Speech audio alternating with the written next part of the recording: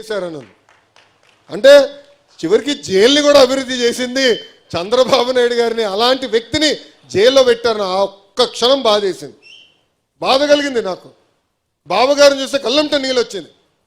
ఆయన ఒకటేనారు, ఎందుకురా భయపడుతున్నావు, ఎవడేం చేయగలుగుతాడు మన్ని, ప్రశాంతంగా ఉన్నాను ఇక్కడ, కేసు అన్ని చదువుతున్నా, ఏం పర్వాలేదు, మీరు సరిగ్గా బయట పని చేయట్లేదు, ఇంకా పరిగెత్తండి అంటే ఆ మొండి ధైర్యం ఎవరు అనుకోలే. అందరూ అనుకున్నారు బాబు గారిని జైల్లో పెడితే ఆయన కుమిలిపోతారు, ఇబ్బంది పడతారని. చూసాం కదా పులి, ఆ రోజు జైలు బయటకు వచ్చినప్పుడు కూడా పులిలాగా వచ్చిన వ్యక్తి. ఇది మనం మర్చిపోకూడదు. ఎందుకంటే ఇప్పుడు మన అధికారంలో ఉన్నాం, సెల్యూట్లు కొడతారు, గ్రీన్ కార్పెట్ ఏమన్నా వేస్తారు, రెడ్ కార్పెట్ ఏమన్నా వేస్తారబ్బా. కానీ కష్టకాలాలు మనం మర్చిపోకూడదండి. ఎన్ని ఇబ్బందులు ఎదుర్కొన్నాం మనం మర్చిపోకూడదు. నేను పదే అన్ని మీటింగ్లో అంజిరెడ్డి తాత గురించి చెప్పా, మంజులారెడ్డి గారి గురించి చెప్పాను. ఏకంగా మన గాంధీ గారు ఉన్నారు విజయవాడ కార్పొరేటర్గా, అక్కడ ఉన్నవారు ఆయన పైన దాడి చేసి కన్ను తీయేశారు, ఒక కంటి చూపు పోయింది. ఇంకా వాళ్ళని ఆదర్శంగా తీసుకోవాలి. ఇంకా మన నియోజకవర్గం వచ్చేలాగా కొల్లు రవణనే మనకు ఆదర్శం. ఎంత ఇబ్బంది పెట్టారు, అడుగడుగున ఎట్టొకట్ట కట్టేయాలి, ఆపాలి స్పీడ్ అనే ఆలోచన.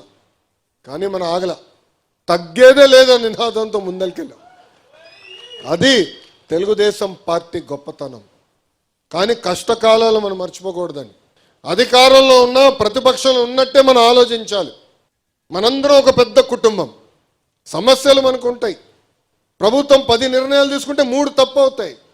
చెప్పండి, చర్చిద్దాం. ఎమ్మెల్యేగా రవి అన్న ఉన్నాడు, ఏకంగా ఇక్కడ పార్లమెంట్ పార్టీ అధ్యక్షుడిగా కొనకల నారాయణ గారు ఉన్నారు, పార్టీ అబ్జర్వర్ ఉన్నారు, ఇంకా జోనల్ కోఆర్డినేటర్ రాజు గారు ఉన్నారు, పల్లా శ్రీనన్ ఉన్నాడు, నేను ఉన్నా. మనం ఆడుకోవాలి, చర్చించుకోవాలి. మనం ఏదైతే తప్పు జరుగుతుందని భావిస్తామో అది తీర్చిదిద్దే వరకు మనం పార్టీ లోపల పోరాడాలి. మీరు అందరూ అనుకోవచ్చు లోకేష్కి తేలిక పార్టీ లోపల అని, భలే ఉన్నారు. జగన్ గారితో నేను ఎంత పోరాడానో దానికన్నా 3 రెట్లు ఎక్కువ నేను పార్టీలో పోరాడాను. కొల్లు రవణకు తెలుసు, ప్రతి పాలిట్ బ్యూరో మీటింగ్లో నాకే ఎక్కువ అక్షంతలు పడతాయి, ఏదో కలబెడతా ఉంటా. మహానాడు కడపలో పెట్టాలన్నప్పుడు చాలామంది అన్నారు, ఎందుకు ఉక్కేంది, ఒక విశాఖపట్నమో విజయవాడనో తిరుపతి చాలు కదా అంటే, లేదు, పార్టీ విధానం మారాలి. ప్రతి సంవత్సరం కొత్త జిల్లాల్లో మన మీటింగ్లు పెట్టాలి.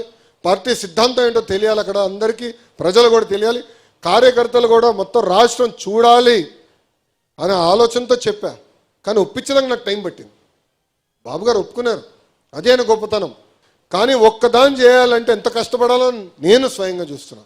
మనం ఆడుకుందాం, చర్చించుకుందాం, కానీ 4 గోడల మధ్యన. అది నాకు ముఖ్యం. నేను అనేక విషయాల్లో బాబు గారితో చర్చించా. కొన్ని విషయాల్లో నేను ఏకీభవించబోవచ్చు, కానీ బాబు గారు నిర్ణయం తీసుకున్న తర్వాత శిరసు వంచి నాకు నచ్చపోయిన నిర్ణయమైనా అమలు చేస్తా, ఎందుకంటే అది పార్టీ విధానం. అందుకే మీరు చూడండి, ఎప్పుడు నేను ప్రత్యక్ష రాజకీయాల్లోకి 12 సంవత్సరాలు అయింది, ఏనాడైనా బాబు గారు లోకేష్కి గొడవ జరిగిందని ఎవరన్నా అనగలుగుతారా? సాక్షి తప్ప, ఆఫ్కోర్స్. ఆ బులుగు మీడియా ఉంది కదా, ఎప్పుడు రాస్తాడు, ఎప్పుడు ఉండదు. కారణం ఏంటంటే పద్ధతి ప్రకారం మనం నడుద్దాం. తప్పు జరిగినప్పుడు తప్పు జరిగిందని చెప్పాల్సిన బాధ్యత మీ పైన ఉంది. ఆ తప్పుని సరిదిద్దుకునే బాధ్యత కూడా పార్టీ పైన ఉందని ఈ సభాముఖంగా కార్యకర్తలందరికీ నేను తెలియజేస్తున్నాను.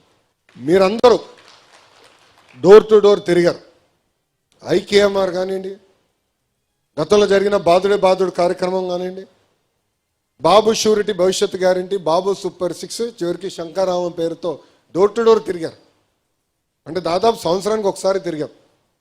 కోవిడ్ సమయంలో కూడా ఆన్లైన్లో మీటింగ్ పెట్టుకుని మాట్లాడుకునేవాళ్ళం, చర్చించేవాళ్ళం. దానివల్లనే ఈరోజు మనకి ఊహించిన విధంగా మెజారిటీలు వచ్చినాయి.